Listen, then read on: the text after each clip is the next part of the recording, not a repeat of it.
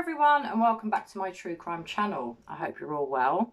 Today I'm going to be doing a short video on what I've recently heard from the police in Tennessee in America about missing 5-year-old Summer Wells and how, shockingly, can't get my head around this, there isn't a person of interest in this investigation.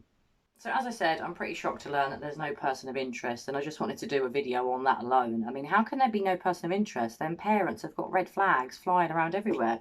I have got it with me here. Red flags are always flying for the parents. Flying red flags.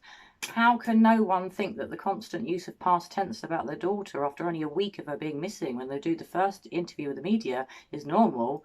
I don't know. So as I said, I'm finding it really hard to get my head round how there can be no person of interest. The police must have someone that they're looking into. Maybe it's not the family, but if it is the family, in my opinion, and as always guys, as I always say in my videos, it's just my humble opinion, perhaps the police do suspect the parents, but they don't want to let on. So as I said, you know, there's no person of interest. I find that really weird. I know the little girl's been missing 4 weeks, but after 4 weeks you'd think they'd have something in mind. They must suspect something, and I think maybe they do suspect the parents, because apparently they're still searching in the local vicinity of the parents' house. Don Wells, Summer's dad, has recently done a media interview 2 days ago on Monday the 12th of July in America to a local news station, I think, that have phoned him up and done a telephone interview. And he says in that he's 100% sure Summer was abducted, that she was taken out through the woods, and that it's definitely an abduction. But what he does say in that statement to this media news channel, I think it is, although I could be wrong, but I think it's a news channel, is that, you know, like I said, she's definitely been abducted. And why, in his opinion, are the police still searching the vicinity of their house when, in his opinion, in Don Wells' professional opinion, his daughter could be 100 miles away? So he said in this interview that he thinks that Summer's more likely to be 100 miles away from the home. Where he's got that from, I don't know. How you'd have any idea where she is unless you've got guilty knowledge of it. How would you know it was 100 miles? It could be 10, it could be 50, it could be thousands. They could have taken her to another state, across the other side of America, maybe even out of the country, if she was abducted, So, I don't know, I can't get my head around this one. They clearly don't like the police still searching their house. And in my opinion, by Don saying about the 100 miles, he wants the search to move well away from their house, well away from where they live, and well away from them.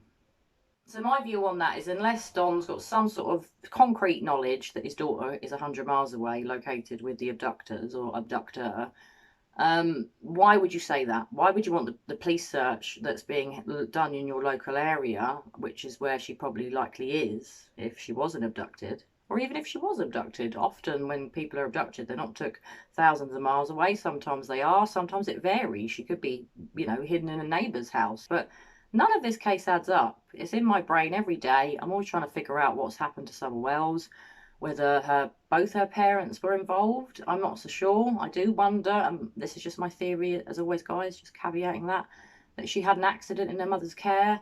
Perhaps the father's aware of it, there's some sort of cover up, and the body maybe has been hidden and her dad knows, but he wasn't involved because he was at work. But a lot of the story about him being at work and what time he got home and left work doesn't add up. So I can't get my head around this. I really can't. And as always, guys, pop your comments below. I'd love to discuss the case with you. I will always get back to you as soon as I can. But I want to know what you think. Do you think they're both involved? Do you think they've just got guilty knowledge because there's been an accident that was covered up? A lot of people are saying, and it's horrific, that they sold their daughter, which I don't want to believe is true. I really don't. I mean, there are sort of abuse claims with both the parents, especially Don and his son, and God knows Don's sister has claimed some things about him. I'm not going to go into them all. I'm sure you've read or heard about them on the internet, online, and it's disturbing. Now, that doesn't mean they've had something to do with their daughter's disappearance. If they've got slightly sketchy pasts, that's got nothing to do with it. They could be completely innocent here, but their guilty knowledge comes out when they constantly refer to Summer in the past tense, and, you know, almost accepting after 4 weeks, or Don is, that Summer's dead. So anyway, this was just a short video from me. I just wanted to say I can't believe there's no person of interest. I do think there is more than one person of interest, maybe 2, maybe 3, maybe 4, maybe 5, maybe 10. Who knows? But the police are definitely interested in someone, because I don't believe after 4 weeks they haven't got a clue who might be involved here. So anyway, guys, as always, please pop your comments below. I love to discuss the cases with you. I will always get back to you as quick as I can. I hope you've enjoyed my video. I will keep you updated as and when there's more news about summer. And as always, I'm praying for the safe return of summer wells. So I hope you're all keeping well and staying safe. I hope the weather's nice for you and the sun is shining wherever you are in the world. It is here for me today in Cambridge, which I'm really pleased about. I'm about to go and sit in my garden. And as always, guys, I'll be back very soon with another true crime video. Bye for now.